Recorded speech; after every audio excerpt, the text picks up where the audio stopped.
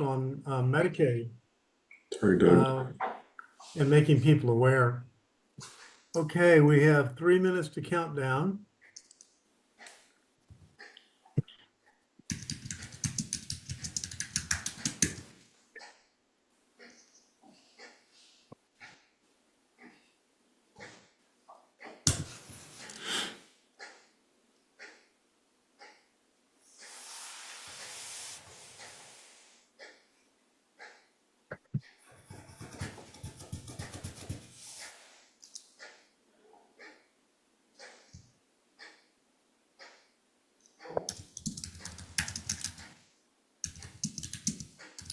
So this is about the time, Billy, that Ann moves into her very good, talk show host mode.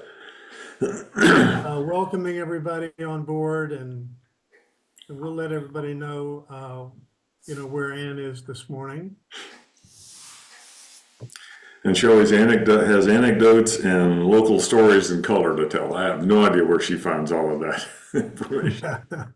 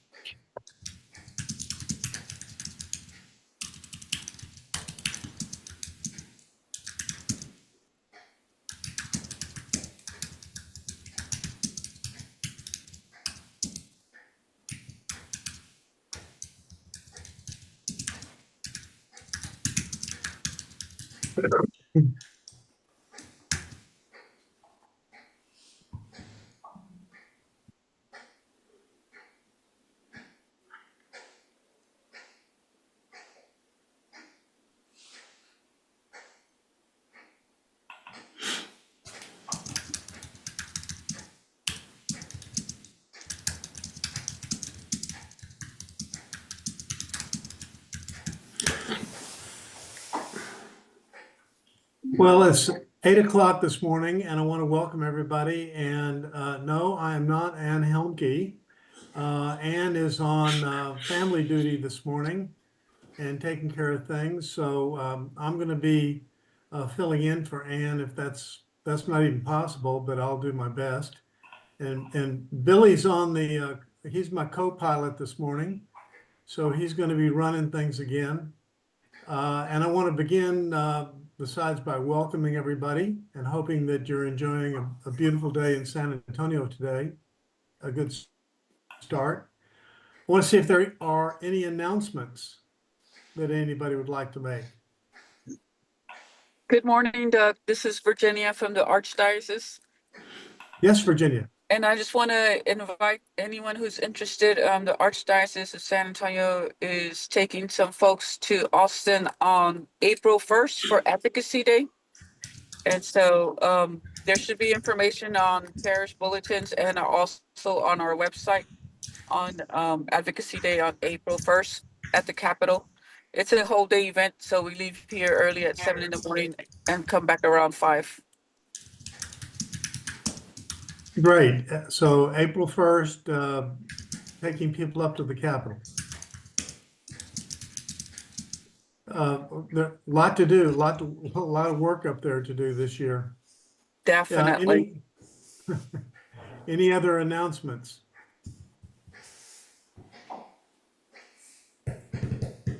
Okay, well, with that, I want to go ahead and introduce Dr. Mariana Chilton.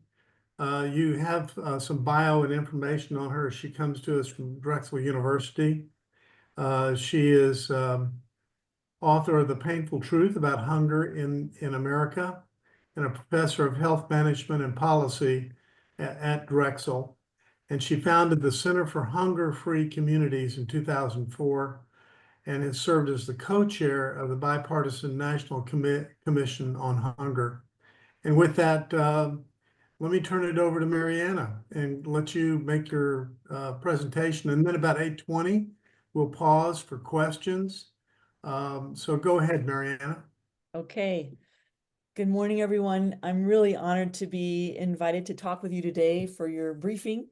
I'm really grateful, and I think that you all have a lot to teach me. So I'll be very brief. Anne heard one of my talks and invited me to come to speak to you, and I'm really grateful that happened. I don't know how it happened, but I'm just saying yes to everything that feels good and feels right. And talking with Anne feels good and feels right. I'm going to talk to you about some of my work, and I just called this How to Heal the Wounds of Hunger, which is what my book is also about. For the last 25 years, I've been at Drexel University in Philadelphia, Pennsylvania. I'm at the School of Public Health there. I'm going to talk about trauma as lovelessness and how I learned that.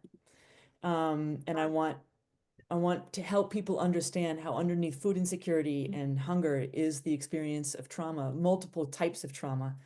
And I want to talk about how we moved from, as an organization, from trauma-informed approaches to healing-centered approaches and why we did that. And then I'll land on collective healing and how it demands reparations and other transformative policies. So this is me trying to push this country the other way. We need real, true societal transformation. Anne was tuning in on a talk that I gave a few weeks ago about the Building Wealth and Health Network, which is I founded, and about 10 years ago, I founded the Center for Hunger-Free Communities 20 years ago. I got my start working with the Southern Cheyenne and Arapaho tribes in Western Oklahoma. And throughout my 25 to 30-year career, I've been working on food insecurity and hunger. I do epidemiological research. The most well-known program that I've been working with is Children's Health Watch. It's a multi-site study that looks at food insecurity and hunger and how it has an impact on the health and well-being of young children and their caregivers. And it's very policy-oriented. We focus on SNAP and WIC and many other kinds of programs. I started a program called Witnesses to Hunger in 2008. That's still going on in New Haven. If you'd like, I can put some links into the chat. It's a participatory advocacy program through photographs and through formal testimony of people who know the experience of hunger and poverty firsthand. And back in 2016, we launched the Eat Cafe, which is a community cafe. Eat stands for everyone at the table, and it was a cafe where people could come and have a 3-course meal and pay whatever they could, no questions asked. That's the only program that I started that we had to end, and that ended in 2019. That just gives you a feel for me. And our tagline is solutions based on science and the human experience. My training is in folklore and folklife and in epidemiology. So I always want to make sure that when we do our science and our practice, that we're always paying attention also to the lived experience and to make sure that we're relying on that expertise at the same time we're relying on scientific expertise. The root causes of hunger are trauma and violence. I'm just cutting corners, and I don't want to give you too many details of how I got there because we'd be here forever. But what happens when we're looking at food insecurity and housing insecurity, people say, oh, that's the social determinants of disease. Actually, no, it's a symptom of the social determinants, which are rooted in trauma, violence, adverse childhood experiences, and our historical trauma that we share among all of us in this country, and the social structures that are in place are based on experiences with violence because we've never made amends for our history of enslavement in this country and the history of genocide and colonization. So that's what I talk about in my new book, The Painful Truth About Hunger in America. And when I'm done, I'll put a link in the chat if you want to get it, and you can get a 20% off through MIT Press. And I know I'm going so fast, but I think you all understand food insecurity and trauma. So underneath, in the depths of food insecurity it's rooted in racism and sexism, violence and injustice. We know that those related to poor school and job performance, poor physical and mental health, living in precarity, having disrupted relationships. All of these contribute to economic security, which we then measure as scientists and those who are in official academia talk about food insecurity, housing insecurity, and energy insecurity, and healthcare trade-offs. That's what causes poor health. But I'm insisting that that's just continuing to skate on the surface. And as long as we continue to use only biomedical approaches and think we can address things through food or just housing alone, it's the law of diminishing returns. We're not going to get very far. So we need to get deeper, and we'll work on issues of racism and sexism and how we can intervene to help our society transform.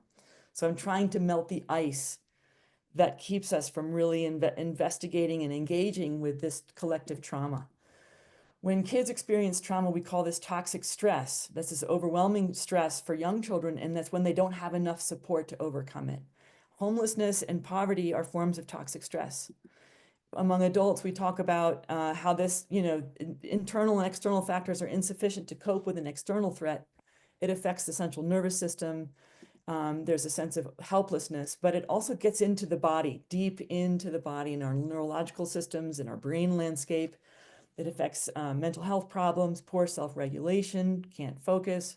People have triggers and flashbacks. You all know all of this. This is also related to financial stability and educational outcomes. So it gets into the body. I'll just talk briefly about adverse childhood experiences, or ACEs. I think you all must know about it. There are three main categories: abuse, neglect, and household instability.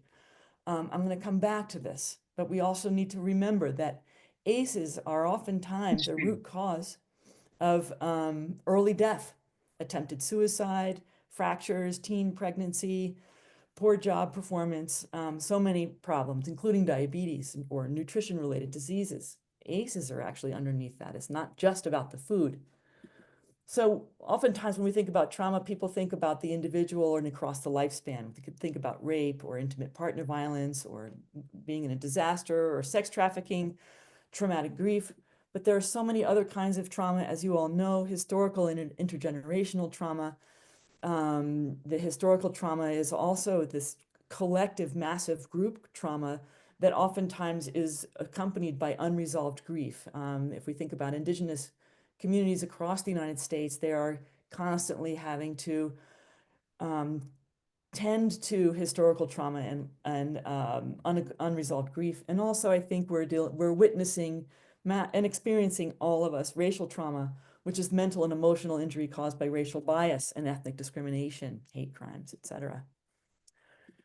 They're fractals of each other, though. We have to remember that family trauma is nested within our community trauma and historical trauma. And I really love this image by Wendy Ellis and William Dietz, who talk about when during COVID, they changed a little bit of how they were envisioning their pair of ACEs during COVID. There was housing instability, food insecurity, lack of access to primary care and screening, but those are also rooted in adverse community environments. So I wanted to make sure you knew about this. There's poverty, discrimination, lack of opportunity, etc. But it's not just in humans. We put this into our organizations. Our organizations are often suffering from parallel process. I learned this from Sandy Bloom and so many others, that sometimes our organizations can start to take on the characteristics of what's going on in our society and also with the people that we're trying to help. So there's lack of emotional management in the organization itself. Communications failures, major important topics become very undiscussable. We're seeing that in universities today. The organization stops learning and listening. There's organizational amnesia, loss of democracy in the organization, loss of complexity. Some of us may understand that some of our employees are dealing with learned helplessness, impoverished relationships, authoritarianism, and unresolved grief. So I just wanted to make sure that we're paying attention to organizations and how we're running things as well. Sometimes organizations can exacerbate the trauma, which is why our organization became trauma informed, which means we realize the impact of trauma and that there are many pathways to recovery. It recognizes the signs and symptoms of trauma in staff and in clients and in our systems, and it fully responds. It integrates knowledges about policies, procedures, and practices, and makes sure we don't re-traumatize our clients. I'm sure most of you are all very familiar with these concepts, and that we actually resist re-traumatization. So for many years, we used a trauma-informed practice, but we recognized that that was really focused on what's wrong with you. And remember that whole concept of moving to trauma-informed work is always not about what's wrong with you, but what happened to you. But we learned from Sean Ginwright that you've got to move from what happened to you to what's right with you, focusing in on the resilience. How do we begin to heal? Always focusing on what's wrong doesn't allow the system to find what's good and start helping the system to recover or helping each other to recover. So it's strengths-based. Healing-centered engagement is strengths-based. And it considers the political, historical, and social impacts of trauma and healing. That's Sean Ginwright that we learned that from, and he has his newest book is called The Four Pivots. You can learn more about it if you Google him, and it's very inspiring, his work. Back to childhood, back to ACEs, I want to alert you to what I learned about ACEs and how it's underneath food insecurity and hunger. There's this concept of emotional neglect that we can measure. And the question is, did you often feel that no one in your family loved you or thought you were important or special? Or that your family didn't look out for each other? It's emotional neglect. Well, it turns out that when we were measuring food insecurity and ACEs together in caregivers who have young children, you can watch how this looked. And those of you who are not looking at the slides, I'm sorry, you can have the picture of the slides a little bit later. People who are food secure often report ACEs, and it happens to be lower than the national averages for some of these domains. But if you look at low food security, which is not the most severe form of food insecurity, ACEs, the reports of ACEs go much higher up. And look at the very low food secure, that 56% of the people who reported emotional neglect were more likely to report the most severe form of food insecurity. This was really a gut punch when this came out. We knew this qualitatively, but also seeing this in the numbers was heartbreaking. And this is why we started one of the programs that is still going, Building Wealth and Health Network. We're trying to get from economic insecurity and violence and injustice to help people heal and to improve their economic security. So it's a trauma-informed peer support program where we integrate financial education. It's a 16-session program where we work on issues of safety, emotions, loss, and future. It's peer support. So we're trying to bring people together to get over social isolation and build community. And then at the same time, we're helping people open savings accounts. We help people learn about managing their money, helping each other with entrepreneurship, how to negotiate good wages, and how to build credit. We also have an advisory board that helps us to improve our program. What I wanted to say before I end was that it's been pretty remarkable that we've been able to reduce depression and reduce food insecurity. And there are no pills, no therapy, and no food involved. It's really about helping people build community and get some financial savvy and focusing in on resilience, on how to build wealth. Not, gee, you're poor you, how can we get you some money? But it's about how do you build wealth? How do you build your internal and external collective capacity? I wanted to make sure you knew who Nipa Kamdar is. She's in Houston, and she's adapted the Building Wealth and Health Network for veterans. And I just wanted to give you a sense of what happens with folks too when they're going through the network. They also self-assess through pictures and through talking. This is something from one of the network members. They talked about when they were started, things were rainy, cold, and cloudy, and there was just not enough care in the world. And by the end of our program, they had a lot of love for themselves. Number one, that's the shining, the brilliance coming out. And this woman was talking about becoming more hopeful, learning to pray and doing more things, being more prayerful, more mindful, feeling a sense of love for others, having deep self-respect. So that issue that we found of emotional neglect affected so many people's self-esteem. That's what I learned through our research, and I wanted to help build self-esteem, community connection, self-love, and love for each other. But so yes, it did help to reduce hunger and food insecurity and depression, but the network is just nested within this massive historical trauma that we're experiencing as a country. And this is why I talk about the painful truth about hunger in America, that even if we work through these personal traumas and even our little system in Philadelphia, and even if it's brought around other places in the country, it cannot do much to overcome historical trauma. So that's why I talk in my book about 3 domains of action. Yes, there are the political things that we can be doing. Of course, decolonization, making sure that Indigenous people have Indigenous sovereignty, have their lands back, and that there are reparations for enslavement. But we need more universal programs, universal healthcare, universal basic income, universal preschool. I think you all know this in San Antonio. I'm really impressed by what you all are doing there. But we need to do some personal work, because if we're continuing to have our organizations rooted in white supremacy, not paying attention to racism and sexism, that we're not going to be able to transform how we do our political work. So we have to do some personal work in ourselves and be willing to talk about racism and discrimination. And it's a spiritual endeavor. I think all of you understand that and know that far more than I do. We need to expand our ability to love and be more willing to talk about love as we do our policymaking and as we build our organizations. We need to get into right relationship with ourselves and each other and with nature. And in my book, I talk about the four main domains from Buddhism. I talk about loving kindness, compassion, joy, and equanimity, which is the hardest one. I think we have a big problem with this in the United States, and which is loving without discrimination. Anyway, that's my email address. I'd love to be in touch with people, and then I'll stop there and we can discuss. Thank you. Thank you very much, Mariana. I want to open it, and you were going to put a link in here for Oh, your yes. book, Yes, where I to will. order your book. Mm-hmm. And I want to go ahead and open it up for questions. And, one of my questions that we wanted to ask this morning is if people see a similarity between the work that Mariana is doing and any of the work we do in San Antonio. But let me open it up for general questions.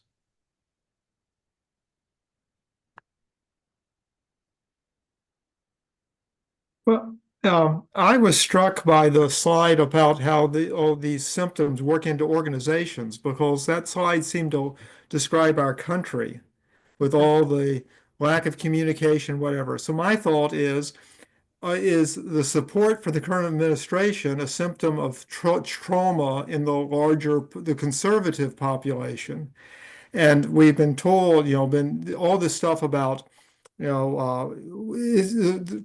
President Trump discounts anything about Black people or this as being anti-American, but it seems like there's trauma there's lots of hunger in the white population, rural population as well, and they feel neglected because of this. But is there trauma? Is there a big symptom of trauma in the wider lower class white population? Oh, yes, very much so. And just because I talked about racism doesn't, it affects Black folks, Indigenous people. Food insecurity rates are much, much higher among Indigenous communities, Native folks, and with immigrants, but far more in terms of number. It affects white families. So of course, it's like I think that what happens in the United States is that because we haven't addressed our underlying traumas, historical traumas and cultural traumas, everyone suffers. It's not just white folks, Black folks, women, immigrants, etc. So remember that food insecurity is related, and I didn't get into it, is related to housing insecurity, is related to drug addiction, is related to all of the major problems that we have in our society. It's like one of the many symptoms of a very disorderly a society that neglects itself, that has lovelessness at its root. So yes, the white folks in Appalachia have extremely high rates, but you'll also notice that and it's been proven over and over that adverse childhood experiences are related to food insecurity. And there's abuse and neglect happening in all kinds of families. And again, when you have a society that doesn't express love, express inclusiveness, express belonging for lots of different kinds of people, all of us are going to suffer from that. And we're seeing that parallel process. It's a fractal. So we're seeing this kind of traumatic behavior now in the United States government. But I'd have to say it's not just the conservatives. All of us are struggling with this to varying degrees. There are many, as you all know, that the Trump administration, Trump himself, and many of the people that work with him have experienced trauma in their own lives, neglect in their own lives. How that gets built into our systems is the same process. And I'd have to say that Democrat, Republican, conservative, liberal, however you want to put it, if you focus in on the pain and the social pain that we have caused each other, that allows you to cross political divide, cross a spiritual divide. And that's what I learned from the members of Witnesses to Hunger, this program I worked on, as well as the members of the Building Wealth and Health Network, that if you can first start with acknowledging the pain and the suffering associated with being poor, that's how the work can begin. And I wanted to just alert everyone that actually the word trauma is not on the list of trigger words, interestingly, in the new, the new executive orders about what can be funded with the NIH. So yes, we're seeing it, and if we can just stay regulated ourselves, and I think all the spiritual world in San Antonio, religious leaders, faith leaders, you have so much to offer. This is your time to help come in, and because you know how to deal with people's pain and deal with suffering, no matter who it is. And maybe we can build something that's more faith-based and more spiritually oriented, more love oriented. And last thing, I don't know if I'm answering your question. I'm just riffing off of the lovelessness that we see in our political systems. And it's our whole political system, Republican and Democrat, is dealing with lovelessness. And how do we connect with each other? How do we show that we belong to each other? And we need to be able to see that reflected in our policies. Preschool, universal preschool would be a good place to start, universal health care, et cetera. There was a question here about getting the slides, and I'm going to ask Billy. Billy, this is being recorded. Will it be possible then, or Mariana, maybe would you mind providing the slides for this? I would not mind at all. I'll send it to you after. I could put it in the chat, but not everybody has access to the download. So Yeah. I'll send it to you by email, or send it to Ann by email. Yeah, And I that'd think be I might great. have your emails as well. So yes, I will send you the slide deck, of course. Okay, and then we'll make it available to everybody that wants it. Other questions or thoughts?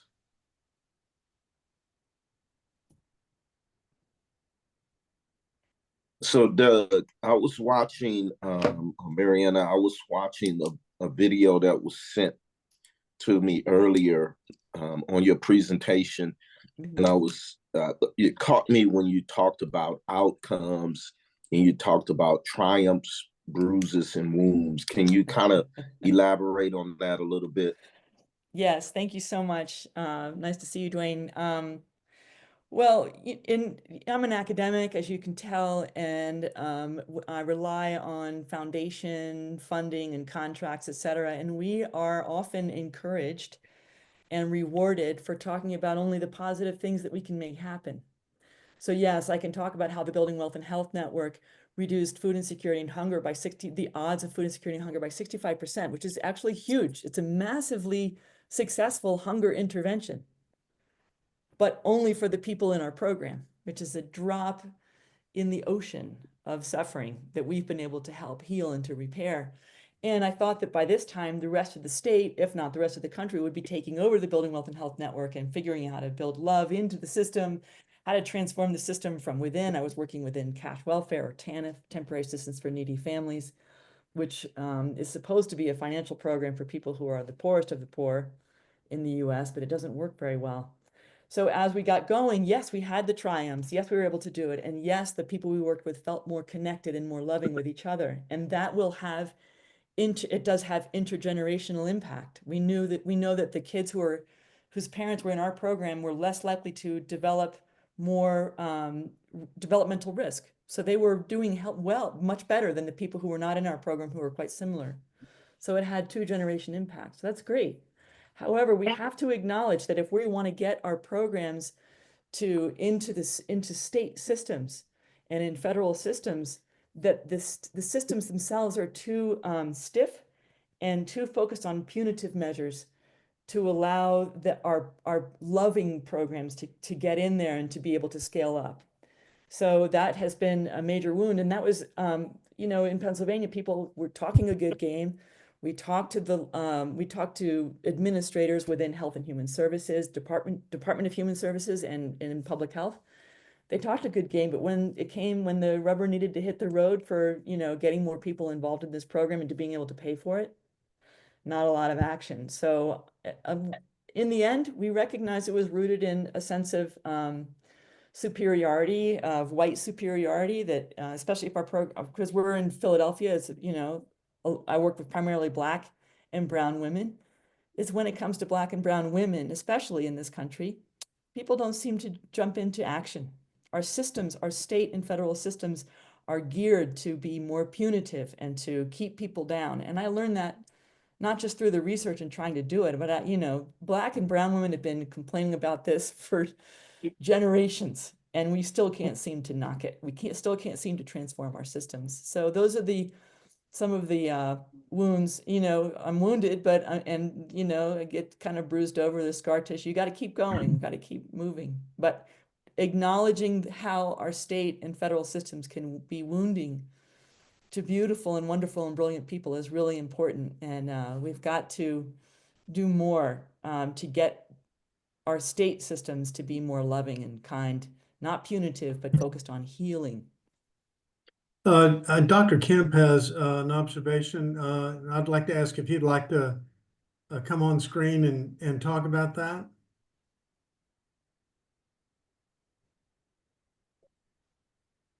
And I can read it. He says one of the most concerning issues for him is the lack of conformity in our historical narratives. Yes. If we do not agree on the source of trauma, we are doomed to approach solutions in radically different ways. You want to comment on that? Beautifully said, Dr. Kemp. Thank you. It is so hard to figure out how we can get on the same page with our history. I, as a white person who's a descendant of people who were enslavers and who were involved in various massacres, I insist that we have got to acknowledge this, or we are doomed to continue to hurt each other and hurt ourselves. We're killing ourselves through alcoholism, through, you know, major damage. And sometimes you don't really need the historical narrative. Maybe we can just bring in the love. And that's where I look to you all as the faith leaders in San Antonio about how to communicate about this. And, you know, those of you who are doing this work, you know how to bridge that divide. I come as a non-spiritually trained person. I'm working on, I'm going to start a chaplaincy in Buddhism so I can start to communicate in a way that doesn't scare people. But we've got to talk about our history in this country and where we come from. If we neglect it, we're just doomed to, I don't know, doomed to hurt ourselves. I'm worried about our next generations. So even just forgetting the history, just more love for everyone with equanimity. We are at 8:30, and I want to, anybody that needs to leave, Mariana, if you could stick around for about 10 or 15 minutes. But we always give people a chance to leave at 8:30 so that they can get on with their day. And having said that, Anne has her hand raised, and I wanted to call on her. Yeah, I'm listening in. And I was just going to ask, and Mariana, you already answered the question because we had talked about, you'd shared with me that you were studying to be a Buddhist chaplain. Yes. And I was going to ask, why were you doing that? And you just answered it. So thank you for that.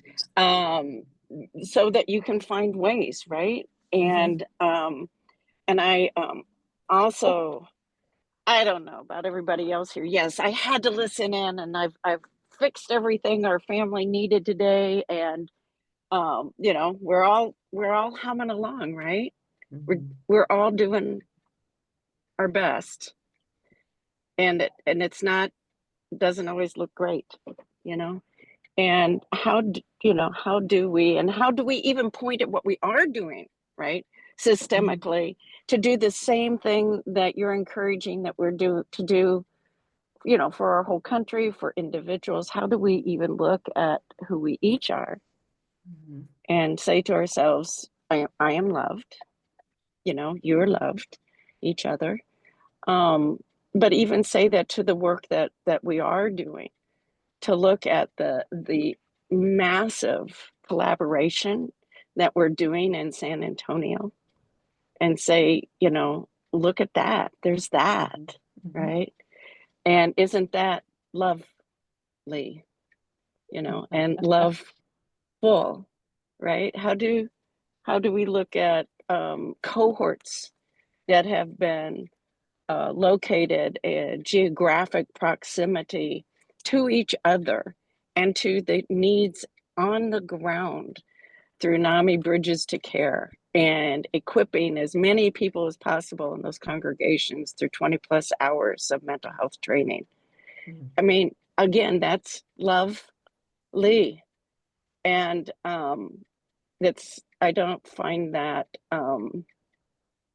lacking in humility, I think that's taking a serious look at ourselves and saying we are doing our best to practice love.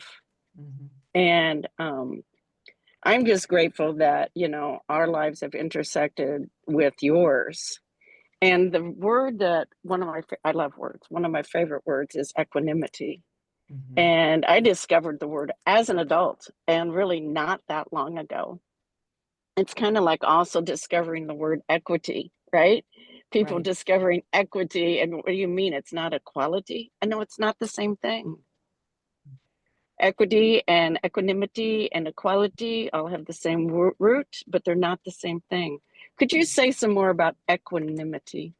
Yes, Uh, I'd love to. Oh, sorry, go ahead, Doug. Well, no, I just wanted to acknowledge that Penny has had her hand up and then Julie. So I wanted to make sure we give them a chance to ask their questions. Penny?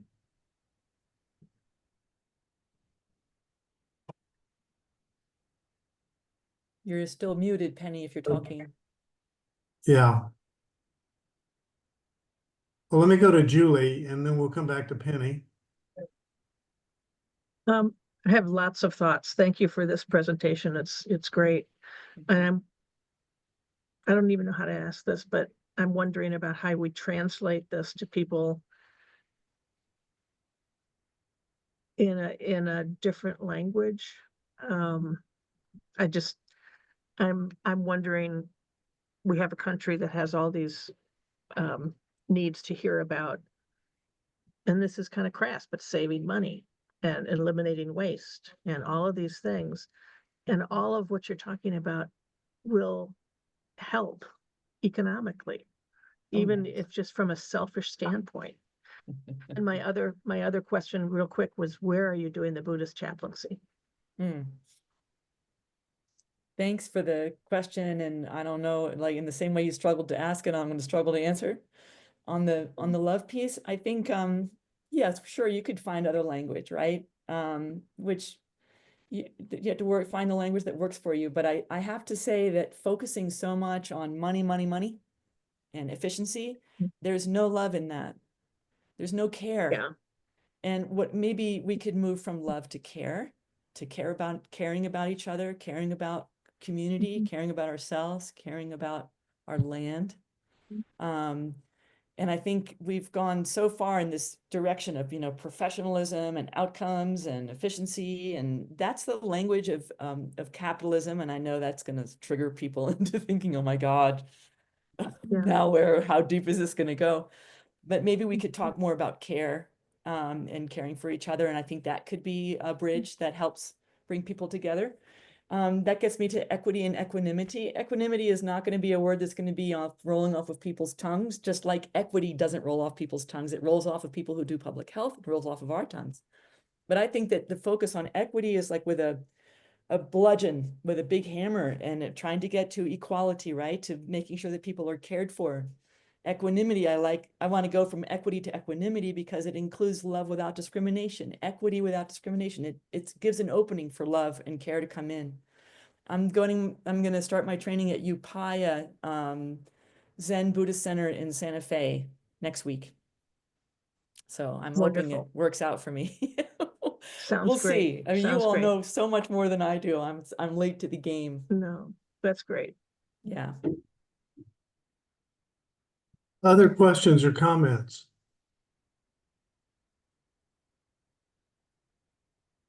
Could you talk just real quickly, Mariana, about how change comes about if we want to create different communities with more love and less crassness? I'll put it that way. How do we go about that organizational change within our country, within our communities? Great question. I'll try to be brief because I see Beverly has her question, and then Nancy is also asking about compassion. I think organizationally we have to take a lot of risks. I ran the Center for Hunger-Free Communities for 20 years, and for a good 10 in those, we were trying to be trauma-informed, healing-centered, and very deliberate about it. but it's nested within the university, nested in the city systems, within the state systems and the federal systems. So you can work really hard to take risks to have your organization be more loving and more healing oriented, healing focused. But be prepared for the external forces to try to cause more trauma with it. So I think it's being staying in it for the long game, remembering you're not going to achieve everything right away. But if you develop openings in your organization where people can come together and just talk about their emotions for a little bit, spaces like waiting rooms and office space that expresses love in the way that the organization is set up, expresses welcoming in, unconditional positive regard for everyone. Those are some little things that you can do to kind of crack open the frozen spaces within our organizations to make it fun, to bring in the compassion, use that word compassion, use the word love to make it fun and joyous. And again, unconditional positive regard for anything for anyone who comes into your programs, and staying true to it. You're going to get a lot of pushback. I got so much pushback from my own staff and also from the university, but just stay with it, and then it kind of cracks people's hearts open. So spiritual strength, you all have a lot more than I do. I like Beverly, that, spiritual strength. Let me call Yeah. on Beverly. Well, thank you all so very much, you all. And I'm actually not going to ask a question, but I'm going to provide a testimony. I have to Wonderful. just tell you that the brilliance of Doug Beach, along with the incredible compassion, we have aligned with him in terms of providing bridges to care. And I can't tell you all the wave that it has had. I think all the communities. I want to thank Dr. Emma Alexander. She's on the phone. I see that Dr. Kitty Petty, but many of them have taken that and have actually partnered to actually provide this training. But one of the things that, and Doug, this was such an unintended consequence of your compassion and seeing all the things that have happened right now, across the country. I cannot tell you how many nonprofits have called to ask for help to just so they can keep their doors open, keep their people. I'm just so sorry that people are going to be losing their jobs and create such financial instability. I've had people from Washington call to see if they can move to Texas to come work. And it's y'all, and this is all over, and it's so sad because they have done absolutely nothing to deserve this all of a sudden earth shattering for their world consequence. But because we did Bridges to Care, what I have seen is that in many of those congregations that have taken this, they are using that as a way to be able to help their congregations at least deal with the trauma. We can't provide money, but what I have also seen, Doug, which has been unintended, is people coming together saying, I just had this conversation with someone this morning. It's like, look, you're trying to keep your doors open. I know we can't hire someone, but here's what we can do to help you. And people, it's not much, but it's enough to be able to make sure that somebody else doesn't have to lose their job. And unfortunately, that's limited. But you guys, I can't speak enough to Doug's just magnanimous gift to San Antonio, and I imagine now to others for doing what Bridges to Care has helped us do. And it was inspiring for us to go get additional money so we can continue doing this and continuing partnering. And I recommend this to everyone. I recommend it to your staffs. I know it's not meant for your staff, but I'm just telling you, these tools are forever helping people as they address life challenges. So that's my testimony. Sticking by it. God bless you guys. Well, thank you, Beverly. Working at the grassroots level. So one of my observations has been we're going to change our communities by working at the grassroots level, and what Beverly was referring to, we're working in cohorts. So we in geographic proximity so that we help one another. It's been and the other thing we've done through Pathways to Hope is create this community conversation, inviting everybody into the conversation to change the way we talk about, in our case, mental health, and to include faith communities. That's my 30-second advertorial here. Other questions? Let's see. I can't tell who it is. but we have another hand raised. Is it Julie? I Yeah, have go a ahead. question. So these are wonderful things that you're doing. So I just want to know who inspired you can answer any of this question. Who inspires you in what you're doing, and how many are in your team? And how did you start bringing people to join you?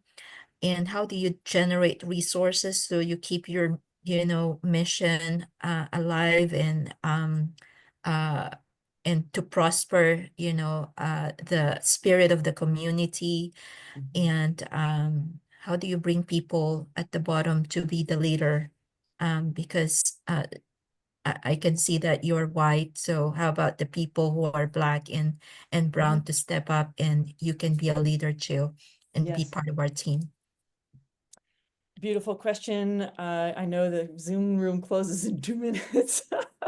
That's a lifelong question. I'm living into it. Where did I learn all of this? What got me inspiration? I learned directly from ceremonial leaders of the Southern Cheyenne and Arapaho tribes in Western Oklahoma. When I first started to try to work with them, they reprimanded me. I was talking about social justice and cultural understanding, and they said, don't talk about any of that stuff. We want to know that you're here because you love us and you love our people. And so all of my work from that moment on, it was a very deep teaching, has always been rooted in love for the people that I work with. And I think people can feel that. Not everybody wants to join in on that. But what gives me inspiration is making sure there's a deep social bond and deep social connection rooted in love, equanimity, and understanding. And how do you work so that Black and brown folks can take the lead is to get out of the way. That's what I've learned. I learned that very early on in my career. So you get out of the way so that love is what comes forward.